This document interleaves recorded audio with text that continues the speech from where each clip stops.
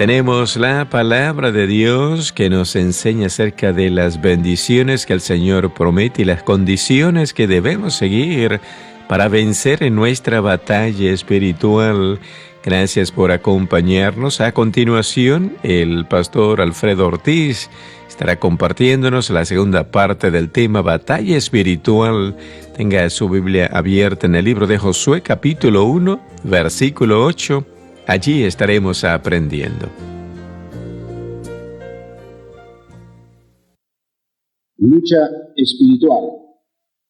La vez pasada, hermanos, habíamos mirado un hecho que había acontecido en el Antiguo Testamento y lo habíamos usado como introducción. Ustedes se acuerdan, era aquel pasaje donde David peleaba con Goliat.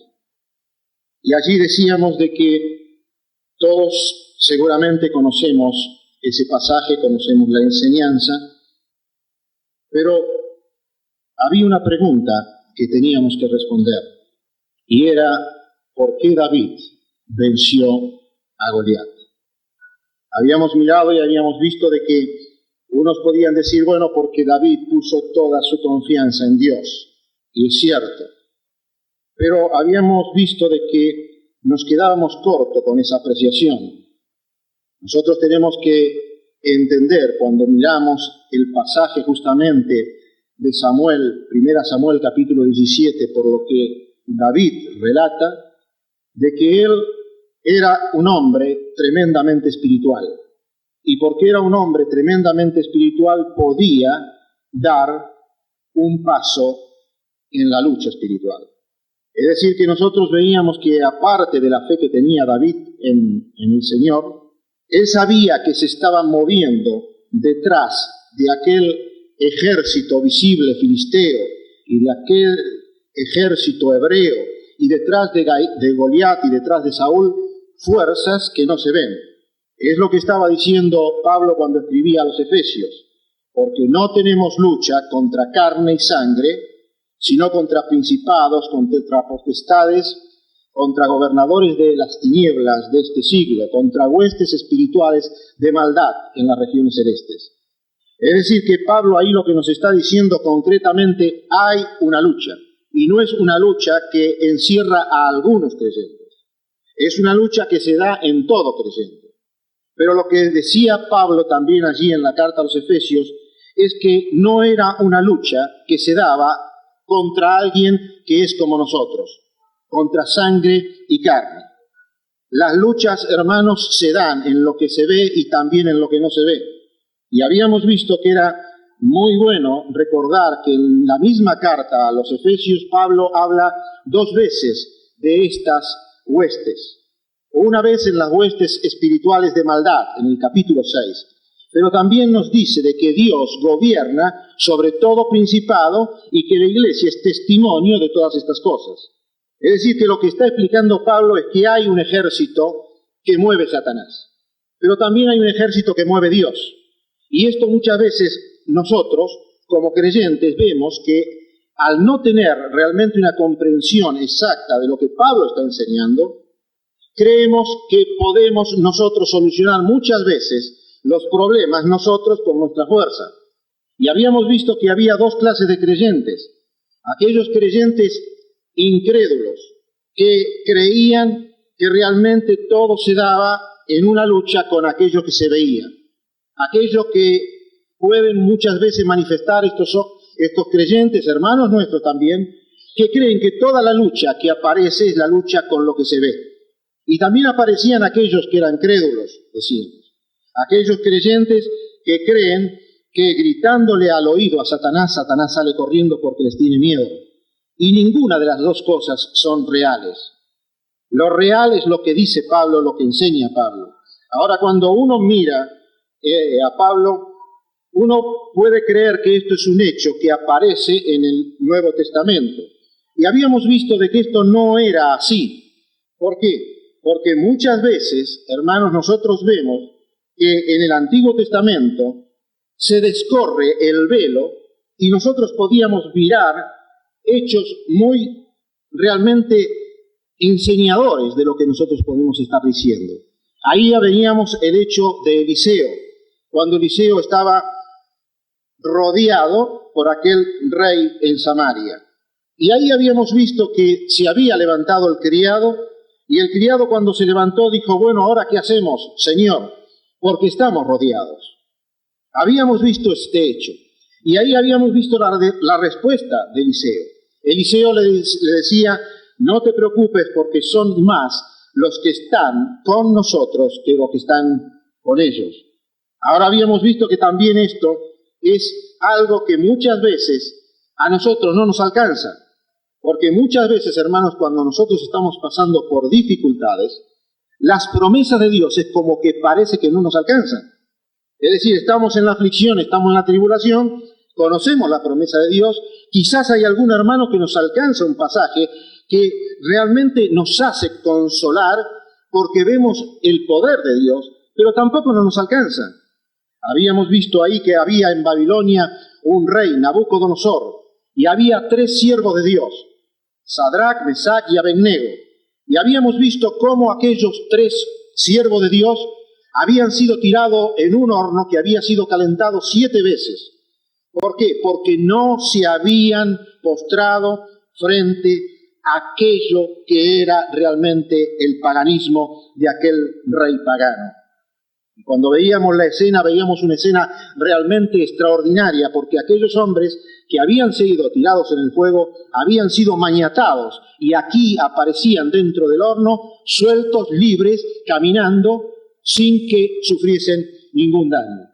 Hermanos, habíamos visto todas estas cosas, y habíamos por lo menos llegado a la introducción con estas cosas, porque ahora tenemos que entrar de lleno a mirar cómo debemos manejarnos en la lucha espiritual y mirar qué recursos tenemos de parte de Dios para encarar aquellas luchas espirituales. Y vamos a utilizar en este día el libro de Josué. El libro de Josué es un libro de triunfo, es un libro de victoria. Y entonces, hermanos, sería muy conveniente que mirando este ejemplo que Dios nos pone en las Escrituras, podamos ver realmente cuáles son los hechos que Dios nos provee, cuáles son las actitudes que nosotros tenemos que tener en la lucha espiritual.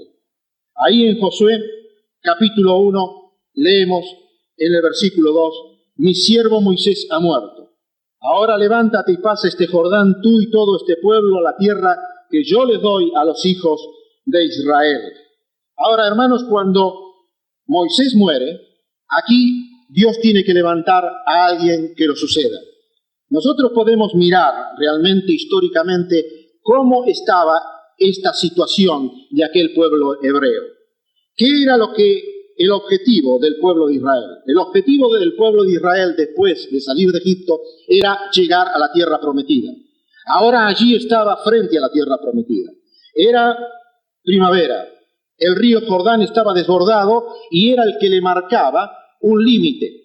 En el norte tenían ellos los montes del Líbano, en el sur tenían el desierto de Arabia y en el oeste tenían el gran mar Mediterráneo. En esa franja que estaba delimitada por esa frontera, esa era la tierra prometida. Ahora, ¿cómo había catalogado Dios a esa tierra? Le había dicho que era la tierra donde fluía leche y miel. 400 años de esclavitud en Egipto. Y Moisés se presenta allí en Egipto y saca a todo el pueblo de Israel con mano poderosa. 40 años en el desierto. Y este pueblo allí se encuentra frente a la tierra prometida. Ahora, hermanos, consideremos la historia. Miremos el momento. Ellos ahí están por atravesar el Jordán. Tienen que atravesar el Jordán. ¿Qué se encuentra del otro lado? De aquella tierra en la cual Dios le había dicho que es la tierra de promisión. Allí estaba la bendición. Ellos ahí iban a ir, iban a sembrar, iban a cosechar. Allí iban ellos a tener el fruto de la tierra. El fruto de la tierra que no habían tenido en ninguna tierra. Ellos nunca podían decir yo sembré y yo coseché y esto es para mí. Habían vivido como esclavos y ahora estaba esta posibilidad. Ellos salían, tenían que cruzar el Jordán. Y aquella tierra lo que le ofrecía era que ellos iban a plantar y la tierra le iba a dar el fruto. Y era una tierra especial. Ahora también la tierra le iba a dar posesión. Ellos se podían encontrar allí y sabían que ese era el lugar estable. En el desierto no habían tenido nunca, en ningún momento, una posición estable. Ellos sabían que cuando la nube de Dios se levantaba, ellos se tenían que mover, tenían que desarmar el tabernáculo que estaba en el desierto, sus carpas, y tenían que avanzar. Ellos nunca tuvieron una posesión en el desierto, nunca pudieron sembrar en el desierto, nunca podían tener aquellas cosas que podían amasar sus manos, que podían crear sus manos. Es decir, que allí, en ese lugar que estaba detrás del Jordán, ese pueblo tenía la bendición. Tenía la tierra, iba a tener sus casas, iba a poder tener la posesión, iba a tener el fruto, iba a plantar e iba a cegar. Toda una bendición. Pero hermanos, allí en esa tierra también, en esa tierra se encontraba el cananeo. En esa tierra no solamente estaba la bendición de la promesa de Dios por la tierra que era una tierra especial, sino que ahí también estaba el cananeo. Es decir, hermanos, que allí nosotros tenemos que ver de que ellos tenían que luchar. El cananeo no le iba a dar, no le iba a regalar las tierras. El cananeo iba a luchar por lo que era de él. El cananeo estaba viviendo allí, no iba a entregar sus tierras. Es decir, que ahí el cananeo iba a luchar contra el pueblo de Israel. Y entonces, hermanos, esta es la primera lección que nosotros podemos sacar de este pasaje. La primera lección que sacamos es que si queremos la bendición, debemos dar la lucha espiritual. Hermanos, esta es una lección que nosotros tenemos que aprender. Si usted y yo queremos la bendición, debemos saber que tenemos que dar la lucha espiritual. Ellos tenían que pasar el Jordán, que hablaba de una dificultad. Ellos tenían que ir y pelear. Y hermanos, se iban a encontrar con que realmente tenían un enemigo, y el enemigo no se iba a quedar quieto, le iba a presentar batalla. ¿Cómo ellos lograban aquella bendición? Ellos lograban la bendición luchando. Y hermanos y hermanas, si queremos la bendición, tenemos que saber que en muchos momentos de nuestra vida se va a dar la lucha espiritual. Y la lucha espiritual se va a dar y tenemos nosotros que enfrentar esa lucha. Yo creo, hermanos, que realmente cuando uno mira al pueblo de Dios y mira que hay muchos hermanos y hermanas que están derrotados, que han sido derrotados muchas veces en las luchas, en su camino realmente de creyente, tenemos que reconocer que siempre es porque son hermanos que no se han decidido a dar la lucha espiritual. No sabemos nosotros, hermanos, que allí Dios estaba. Dios no sabía que estaba el cananeo. Y yo digo, Dios no sabe la dificultad y la aflicción por la que estás atravesando. No sabe el problema, Dios, de lo que a ti te está ocurriendo. No sabe Dios el problema que está ocurriendo en mi vida. Claro que lo sabe. Pero ahí Dios está permitiendo. Y Él sabe que yo tengo que enfrentar esta lucha. Y esta lucha la tengo que enfrentar. Y si yo no quiero enfrentar la lucha, que me olvide de la bendición. Hermanos, esta es la primera y realmente reconfortante lección que nosotros podemos sacar. Y yo creo, hermanos, que allí, cuando esto está pasando, allí Josué tiene muy en cuenta un hecho que él vivió y que muchas veces nosotros quizás lo contamos como anécdota, pero no lo miramos como algo de un hombre que ha vivido una experiencia. Y esa experiencia lo ha marcado tan a fuego que él dice, esta es la única experiencia, pero en la próxima experiencia yo tengo que obedecer al Señor. Y esto uno lo mira ahí cuando ellos llegan 40 años antes en Cades Barnea. Cuando el pueblo de Dios sale de Egipto, no llega después de 40 años por casualidad aquí a este lugar. Ellos llegan y 40 años vagan por el desierto porque una vez, cuando llegan a Cades Barnea, y cuando allí Moisés envía a esos 12 espías para que inspeccionen la tierra, ese era el momento en que ellos tenían que pasar. Era el momento en que Dios había elegido. Dios había elegido después que vayan esos testigos oculares de lo que pasaba allí en aquel territorio. Ellos tenían que tomar la tierra. Aquellos 12 príncipes, uno de cada tribus de Israel tenían que pasar y tenían que traer un informe. Ellos tenían que decir cómo se componía la tierra, si había fortificaciones, si había ejército, cómo eran los hombres, y tenían todavía que traer un fruto de la tierra. Cuando uno ve la historia, allí se encuentra con que realmente ven y traen después de 40 días aquel fruto de la tierra. Pero hay 10 hombres que se rebelan contra lo que vieron. Ellos vieron gigantes, ellos vieron que había allí hombres que devoraban, y dicen, nosotros parecíamos gusanos al lado de ellos. Ellos dijeron realmente lo que habían visto una realidad. Eran hombres terribles, hombres fieros, que parece que se tragaba la tierra. Pero esos 10 hombres se rebelaron no solamente contra Moisés, sino contra Dios. Y dijeron, ¿para qué nos sacaste al desierto? ¿Para morir aquí, nosotros y nuestros hijos? Pero había 2 hombres solos. 2 hombres solos que vieron lo mismo que vieron aquellos 2. No es que Josué y Caleb, que fueron aquellos 2 hombres, que vieron cosas distintas. Dijeron, sí, son gigantes. Dijeron, sí, están amurallados. Sí, hay realmente un problema. Son hombres que nos van a dar batalla. Pero dice, Dios los dejó. Y si Dios está con nosotros, los comeremos como pan. Y hermanos, ¿cuál fue el resultado de esa desobediencia? De no dar la lucha espiritual. 40 años en el desierto. Y toda aquella generación murió, salvo los hombres que tenían de 20 años para abajo. Aquellos por los que ellos estaban preocupados, aquellos que habían dicho son nuestros hijos que van a morir en el desierto, Dios dijo, a vuestros hijos yo los conservaré. Pero ¿qué es lo que perdió aquel pueblo? Aquel pueblo perdió la bendición. ¿Por qué? Porque no se atrevió a dar la lucha espiritual. Y hermanos, en la lucha espiritual nosotros tenemos que saber que si no la damos no tenemos bendición. Ahora, hermanos, para dar la lucha espiritual nosotros tenemos que dar un paso de fe. Es una actitud de fe, y esta actitud de fe acarrea muchas veces problemas. Cuando nosotros miramos a David como pastor, decíamos, David no tenía problema como pastor.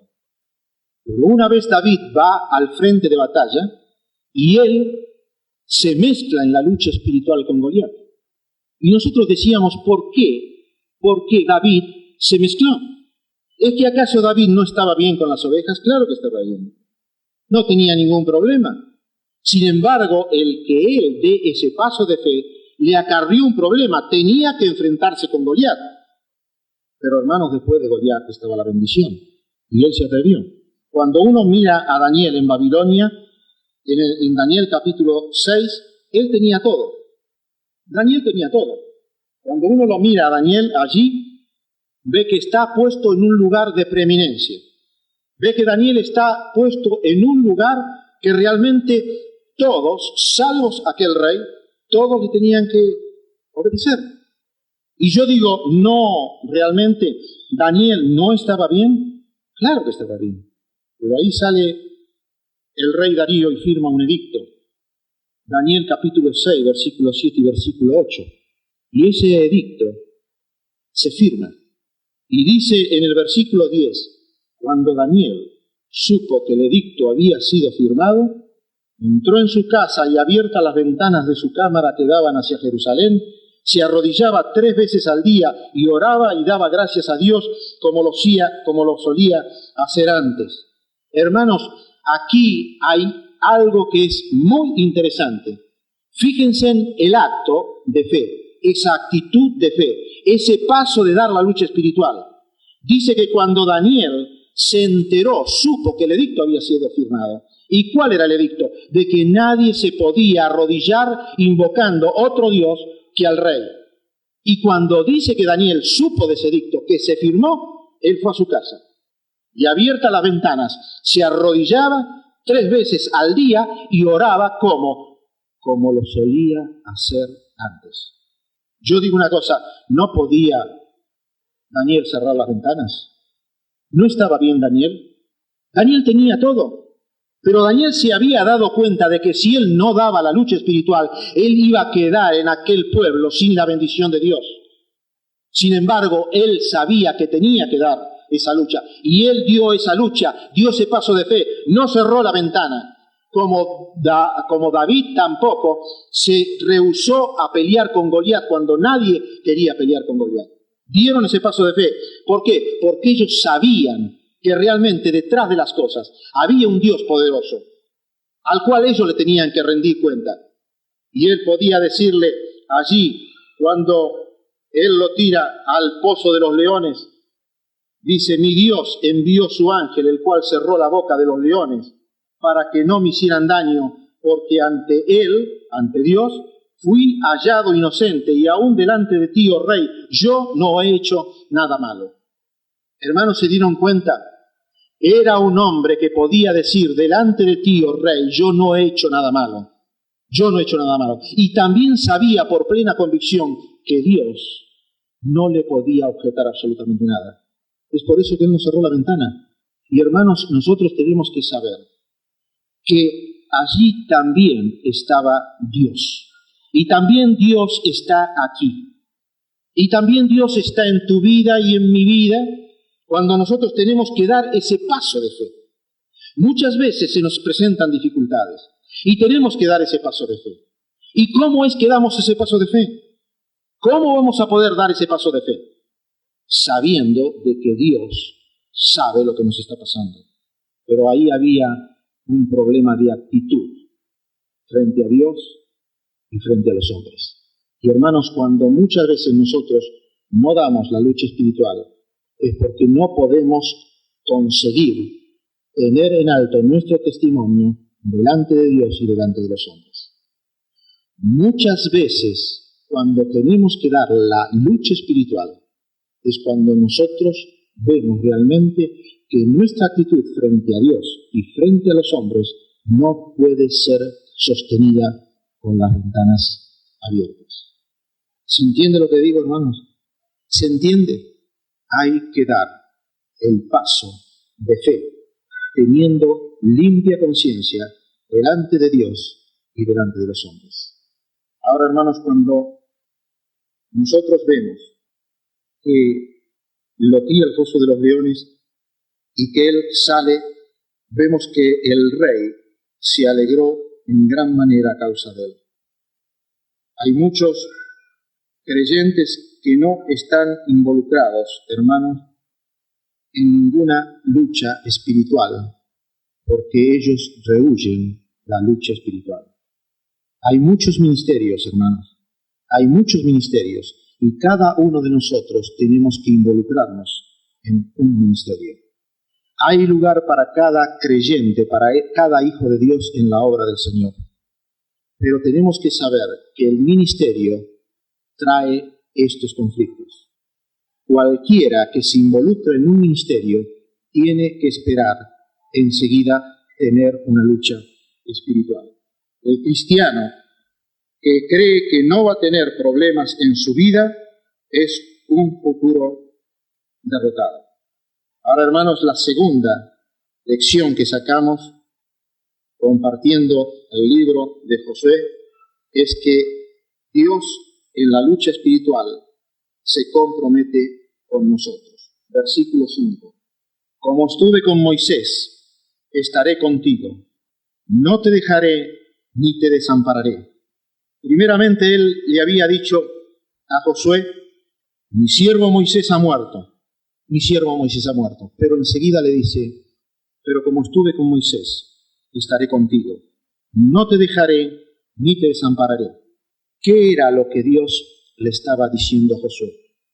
Dios le estaba diciendo a Josué: mirá, Josué, Moisés murió, pero yo no. Sencillamente esto era lo que le estaba diciendo Dios a Josué. Mira, Josué, Moisés murió, pero yo no. Y hermanos, cuando uno lee la Biblia, ve que allí la Biblia relata de muchos grandes hombres de Dios que murieron, pero nada del poder murió cuando murieron esos hombres. Abraham murió, pero nada del poder de Dios murió cuando murió Abraham. Moisés murió, pero nada del poder de Dios murió cuando murió Moisés. David, Eliseo, Elías, grandes hombres de Dios que mostraron el poder de Dios y ellos murieron, pero nada del poder de Dios, hermanos y hermanas, murió cuando ellos murieron. Muchas veces vemos que hay una rara actitud en el creyente de hoy día. Cuando vemos y pensamos en el poder de Dios en el futuro, decimos que creemos en el poder de Dios en el pasado. Miramos a Abraham y decimos, grande es el poder de Dios, cuando ofreció a Isaac y Dios se lo sacó, trayendo a alguien en reemplazo. Cuando nosotros miramos a Moisés con Faraón, decimos, grande es el poder de Dios, cómo realmente sacó con mano fuerte a aquel pueblo de las garras del pueblo egipcio. Cuando nosotros miramos en el futuro, creemos también en el poder de Dios. Decimos, Dios va a venir y nos va a arrebatar y la resurrección de los muertos y estaremos todos juntos con Él. Es que creemos realmente en un Dios poderoso en el pasado, en un Dios poderoso en el futuro, pero somos ateos en el presente. Es decir, que no vemos a Dios actuando en mi vida y en tu vida. No lo vemos. Es que muchas veces cuando la aflicción viene y queremos que la aflicción se corte en ese momento, y cuando vemos que la aflicción sigue, estamos creyendo que Dios no está actuando en nuestra vida. Y esto no es así, hermanos y hermanas, no es así. No es así. Muchas veces nosotros queremos los resultados y los resultados los queremos mañana. Y la Biblia nos dice que muchas veces tenemos que seguir con resultados de aflicción, pero eso no quiere decir que el poder de Dios se murió. Quizás tendría que yo mirar mi vida y decir por qué Dios no está interviniendo en mi vida. Quizás. Pero no hay una merma en el poder de Dios. Dios está tan latente como en el pasado, como va a estar en el futuro. Y está tan latente como nosotros.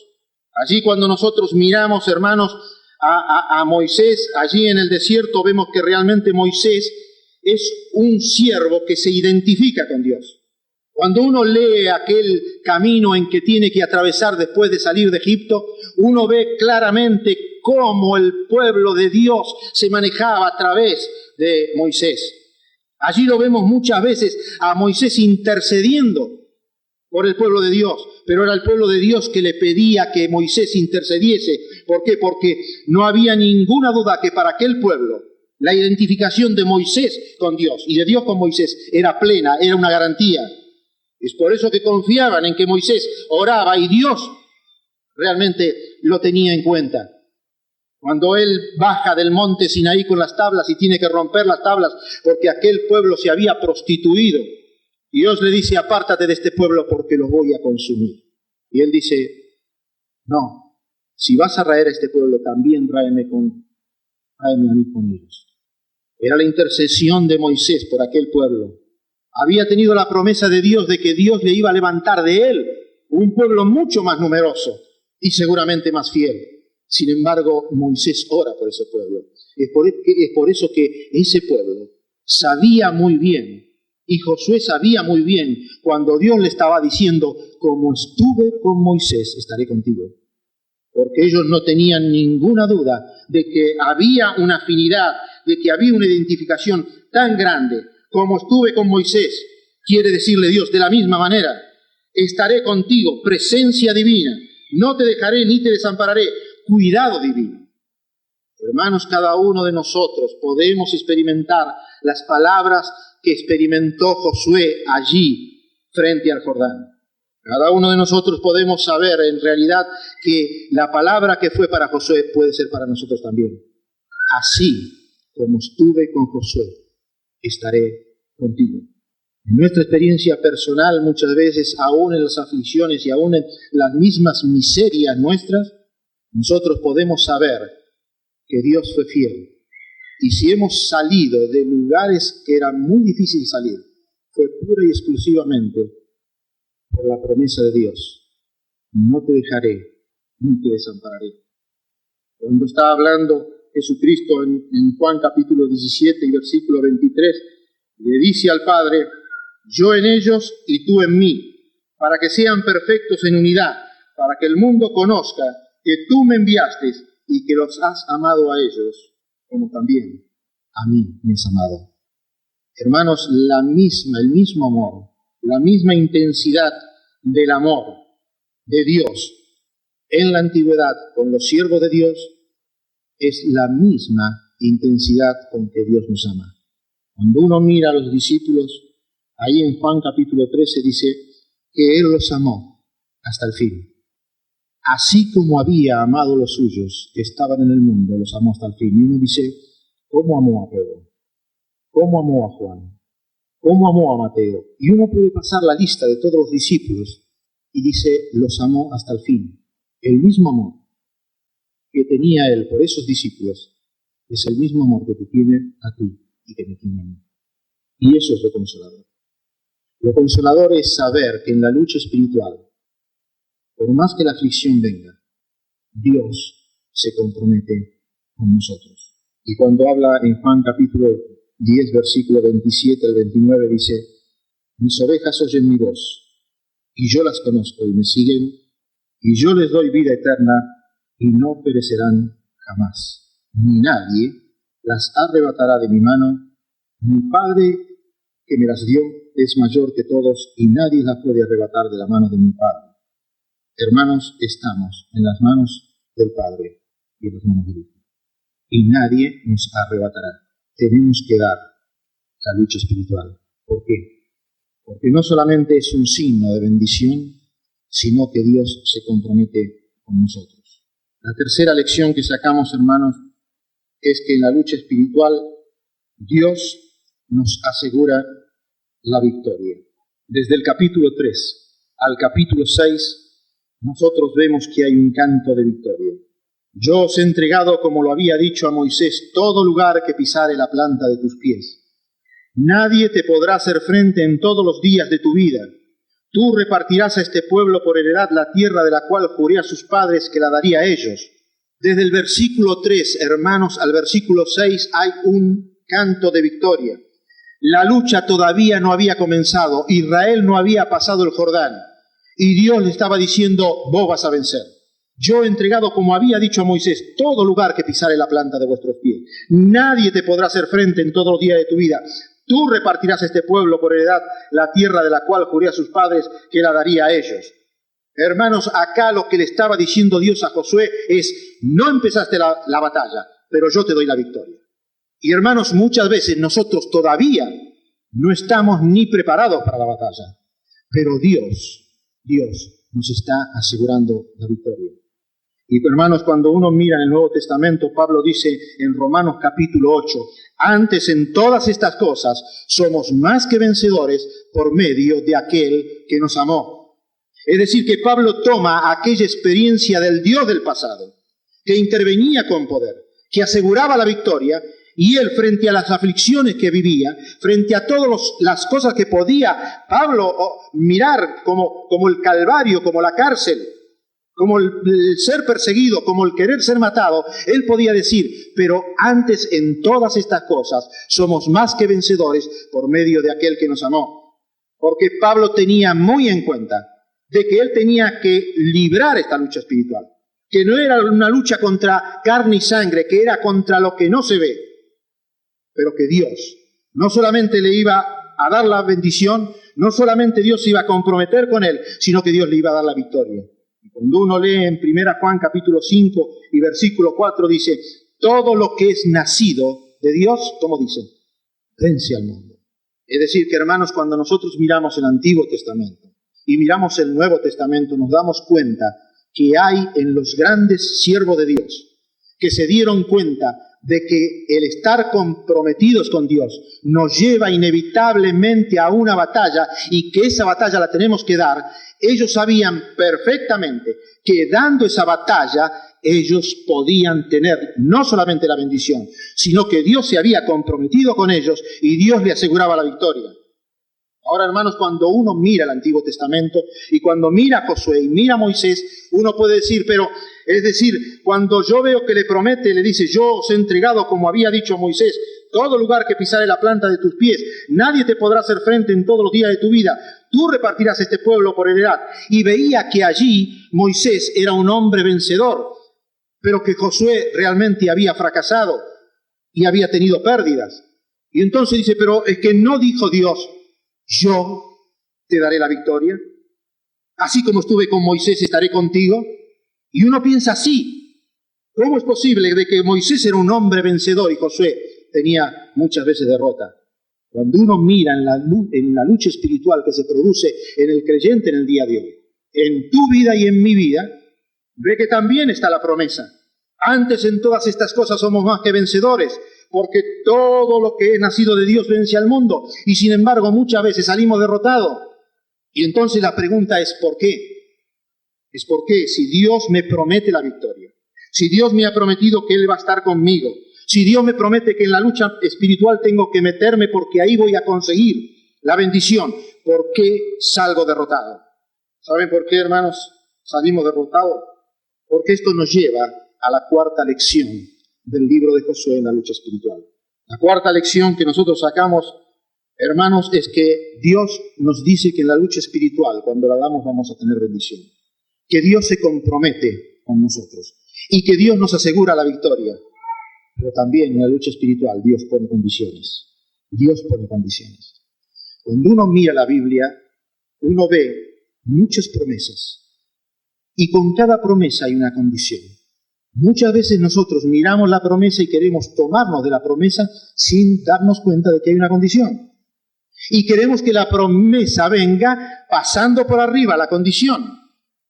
Cuando uno mira al creyente que ha caído en pecado y por el pecado ha perdido la comunión con Dios, uno ve que Dios dice, perdiste la comunión, pero acá hay una condición para poder restaurarla. Si confesamos nuestro pecado, Él es fiel y justo para perdonar nuestro pecado y limpiarnos de toda maldad. Es decir, hay algo que se rompió y hay una posible restauración, pero también hay una condición.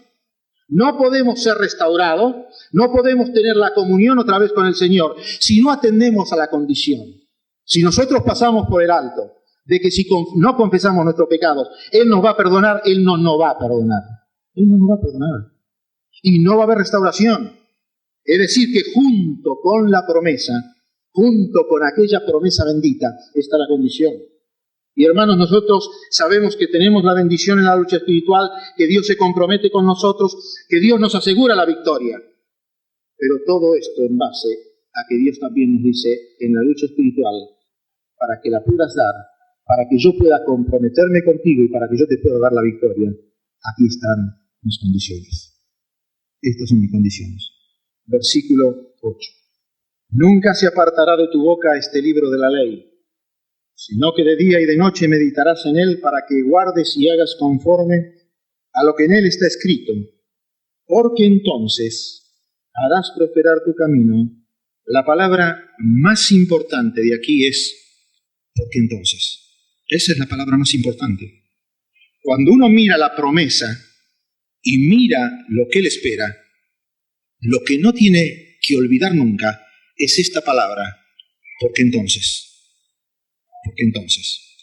Porque entonces me recuerda de que no puedo vivir de cualquier manera. ¿Qué era lo que le estaba diciendo Dios cuando le dice, nunca se apartará de tu boca este libro de la ley, sino que de día y de noche meditarás en él, para que guardes y hagas conforme a todo lo que en él está escrito? Porque entonces todo te saldrá bien y harás prosperar tu camino. ¿Qué le estaba diciendo?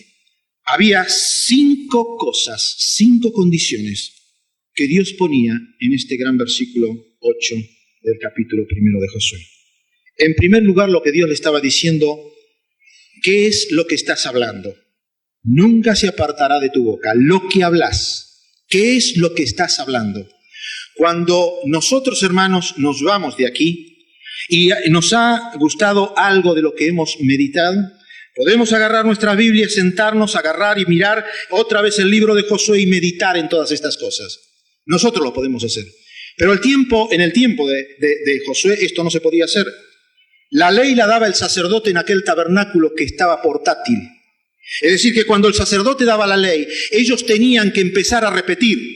Y repetir la ley, y repetir la ley, y repetir la ley. Era el único método que hoy sigue vigente. Es repetir, repetir y repetir y repetir. Es por eso Dios que le dice, nunca se apartará de tu boca este libro de la ley. ¿Qué es lo que hablas? ¿Qué es lo que hablas? En segundo lugar, dice que debo meditar. Nunca se apartará de tu boca este libro de la ley, sino que de día y de noche meditarás en él. Hermanos, cuando se habla de meditar la palabra de Dios, lo que quiere decir Dios es hay que bajarla al corazón. Muchas veces la palabra de Dios viene acá y de acá no baja. Y lo que Dios dice es que de aquí tiene que ir al corazón. Tenemos que meditar. Cuando Dios dice tenés que meditar la palabra, es decir, Dios te está diciendo lo que leíste, tenés que bajarlo a tu corazón. Lo que vos leíste lo tenés que poner en tu corazón, porque ese es el centro. De la abundancia del corazón, habla la boca. Es decir, que yo no puedo absolutamente hablar nada que sea de bendición si aquella meditación del Señor no la bajé al corazón. Muchas veces nosotros decimos, hicimos el devocional. Y yo digo, ¿hicimos el devocional? ¿O leímos la porción del día? Porque es muy distinto leer la porción del día a meditar en la palabra de Dios y hacer el devocional. Cuando uno dice yo hice el devocional, es que aquella palabra particular de ese día llegó al corazón, la pude madurar y dije, esto es lo que tiene Dios para mí en este día. Muchas veces cuando el tiempo nos apura, cuando la prisa realmente hace estrago en nuestra vida, nosotros leemos y nos vamos. Y pasa el día y viene el trabajo y viene la aflicción. Y lo que hemos leído, quizás nos acordamos de lo que hemos leído, pero no ha bajado en el corazón. No ha tenido efecto en la vida. Es por eso que él le decía, mirá, no solamente tenés que preocuparte por lo que hablas, tenés que meditar. Dice de día y de noche. En el uso horario, hermanos, tenemos día y noche. Y esto lo que nos quiere decir Dios es que todo el día tenemos que estar conectados con Dios. Yo puedo estar en el trabajo y tú puedes estar en el trabajo. Tú puedes estar en tu casa como ama de casa. Tú puedes estar en el colegio, pero puedes estar conectado con Dios. De día y de noche meditarás en Él. En tercer lugar, tengo que tener el conocimiento completo de la ley. Porque dice que conforme a todo lo que a lo que en ella está escrito. Nosotros no tenemos muchas veces el conocimiento de las Escrituras. Es más, cuando muchas veces tenemos que buscar un libro en el Antiguo Testamento de los llamados profetas menores, tenemos que ir al índice porque no sabemos dónde está. Hermanos, no sabemos la palabra de Dios. Y si no sabemos la palabra de Dios, ¿cómo podemos nosotros tenerla a ella como el precepto, a ella como meditar, a ella como para que a nosotros nos haga bien? En cuarto lugar, dice que debo ponerlo en práctica en mi vida, para que guardes y hagas conforme a todo lo que en ella está escrito. Cuando Lucas escribe en Hechos, él dice, y yo te he escrito las cosas que Jesús comenzó a hacer y enseñar. Jesús hacía y enseñaba, pero Jesús hacía. Nosotros, hermanos, tenemos muchos fracasos porque no se puede disociar el conocimiento del obrar en conformidad con ese conocimiento. Hermanos, no podemos nosotros predicar una cosa y vivir la otra. No podemos. Aquí están las condiciones para que nosotros podamos realmente dar la batalla espiritual. Y en la batalla espiritual tengo que saber lo que hablo, tengo que meditarlo, decirlo, tengo que bajar al corazón, tengo que tener todo el conocimiento de la ley y debo ponerlo en práctica en mi vida. Pero en quinto lugar, eso se debe ver cuando yo estoy caminando. No te apartarás ni a diestra ni a siniestra. Hermanos, se tiene que ver en el caminar. ¿Cómo estamos caminando con respecto al conocimiento que tenemos? Muchas veces predicamos cosas que son verdaderamente una bendición, pero no vivimos realmente la bendición. Yo oro al Señor para que Él haga en mi vida que mis deseos vayan de la mano con mi actitud. Yo oro todos los días al Señor para que mi deseo vaya de la mano de mi actitud. Hermanos, muchas veces el deseo es santo, pero no la actitud es santa. Y yo oro, y lo digo porque quizás puede ser tu oración en esa pelea que tenemos realmente diaria en la vida como hijos de Dios. Hermanos, en Efesios capítulo 6 cuando Pablo habla de la armadura del creyente, él dice que la única arma ofensiva que el Hijo de Dios tiene es la espada del Espíritu, que es la palabra de Dios. Cuando uno hace la conscripción, sabe que tiene que guardar muy bien el arma. Él puede perder el borceguí, él puede perder el casco, él puede perder la camisa, él puede perder los pantalones, pero lo que no puede perder es el arma. Es la primera condición. El arma le da seguridad. No puede perderla. Imagínense en la guerra, uno sin arma. Uno puede perder todo, pero no puede perder el arma. En segundo lugar, el soldado debe conocer el arma. Debe saber armarla y desarmarla. Esto es lo que enseñan en la conscripción. Usted va allí, le dan el arma, esto es su arma. Esto es su tesoro. Esto usted lo tiene que cuidar, no se tiene que perder. Pero no solamente que es suya, usted tiene que saber desarmarla y armarla. La tiene que conocer. Hermanos, en tercer lugar, no solamente debe saber desarmarla y volverla a armar, sino que debe saber manejar el arma. Y entonces la pregunta, y las tres preguntas que yo debo hacerme, ¿le doy a la palabra de Dios la importancia que tiene? ¿Es realmente el arma que yo no puedo perder? ¿Es aquella que yo estoy abrazando en mi vida porque sé que los conflictos vienen, la lucha viene y yo tengo que defenderme? Y la única espada que Dios me dio ofensiva es la palabra de Dios. Es decir, le doy la importancia. Conozco la palabra de Dios de manera tal que no tenga dudas sobre doctrinas fundamentales. Las conozco. En tercer lugar, sé manejar el arma. Sé manejar el arma, hermanos, de tal manera que pueda vencer al pecado. Sé manejar el arma, hermanos, para que pueda distinguir entre lo bueno y lo malo. Sé manejar el arma de manera tal que pueda vencer al vicio. Sé manejar el arma para que no sea arrastrado por cualquier viento de doctrina. Hermanos, muchas veces vemos a hermanos derrotados y cuando miramos es porque no le han dado a la palabra de Dios la importancia que tiene. No conocen la palabra de Dios ni saben manejar la palabra de Dios. Pablo en 2 Corintios capítulo 10, versículos 4 y 5 dice: porque las armas de nuestras milicias no son carnales, sino poderosas en Dios para destrucción de fortalezas, derribando argumentos y toda altivez que se levanta contra el conocimiento de Dios y llevando cautivo todo pensamiento a la obediencia de Cristo. Hermanos, esta es nuestra arma. Esta es la arma que Dios pone a nuestra disposición para que podamos vencer. La pregunta que debo hacerme y terminamos es: ¿qué quiere Dios de tu vida y qué quiere Dios de mi vida? Nos hemos preguntado, hermanos, en este largo camino que hemos recorrido, ¿qué quiere Dios de tu vida y qué quiere Dios de mi vida? En primer lugar, quiere que pasemos el Jordán. En primer lugar, pasemos el Jordán, que demos la lucha espiritual. En segundo lugar, Dios no nos dejó ciegos. El Hijo de Dios no es un ciego. No es alguien que dice: bueno, yo voy a ir para aquel lado a ver si emboco con aquel lugar. Quiero buscar un lugar, bueno, voy a ver si emboco. Dios no nos dejó ciego, hermanos. Dios no nos dejó ciego. No es, hermanos, lo que yo creo que debo hacer. Los israelitas hicieron un becerro para honrar a Jehová, pero Dios destruyó ese pueblo. No es lo que yo creo que debo hacer. Tampoco es lo que yo siento. Moisés creyó que debía golpear la roca y Dios le dijo: no te dije que la golpees, te dije que le hables. Ah, pero yo, Señor, sentí, pero yo no te pido que sientas.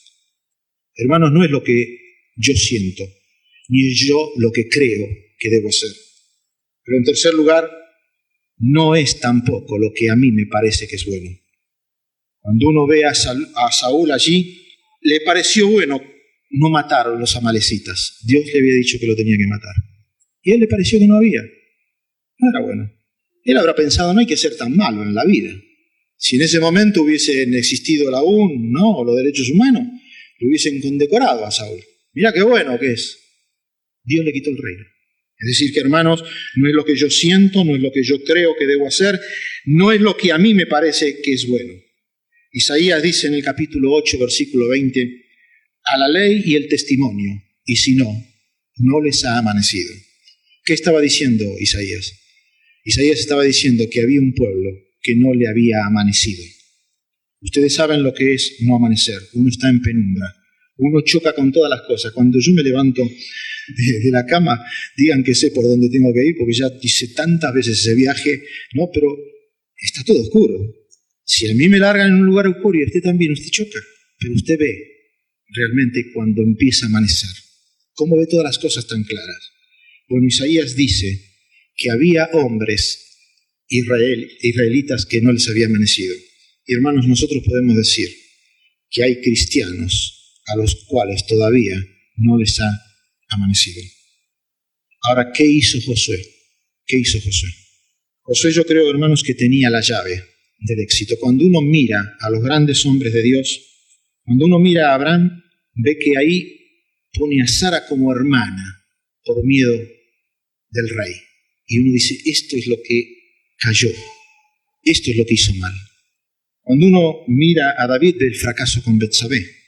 Pero cuando uno mira a Josué y mira todo el libro de Josué, no encuentra una cosa que uno diga, este hombre tuvo este fracaso porque este hecho lo marcó en la vida.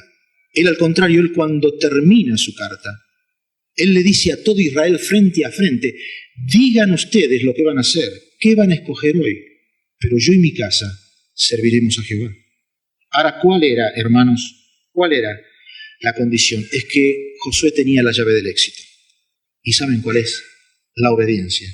Fíjense en lo que dice Josué en el capítulo 10 y 11, y con esto terminamos. Y Josué mandó a los oficiales del pueblo diciendo, pasad por en medio del campamento y mandad al pueblo diciendo, preparaos comida, porque dentro de 3 días pasaréis el Jordán para entrar a poseer la tierra que Jehová vuestro Dios os da en posesión. Compare, y ahora lea el versículo primero, el versículo 2.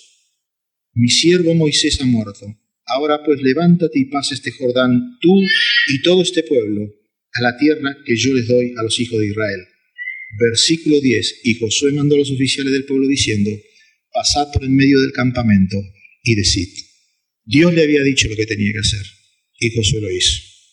Yo creo que, hermanos, esta es la llave del éxito para la lucha espiritual. Acá Dios nos está diciendo que en la lucha espiritual nosotros vamos a obtener la bendición, que Él se va a comprometer con nosotros, que Él nos va a asegurar la victoria. Pero Él dice, acá están las condiciones. No nos acordemos de las 3 cosas primeras, acordemos de lo más importante, de la 4ª. Bendición, se compromete, nos asegura la victoria. Pero acá están las condiciones. ¿Estamos dispuestos, hermanos, a realmente obedecer al Señor en todas las cosas? ¿Qué va a pasar si lo hacemos así? Porque entonces todo te saldrá bien y harás prosperar tu camino.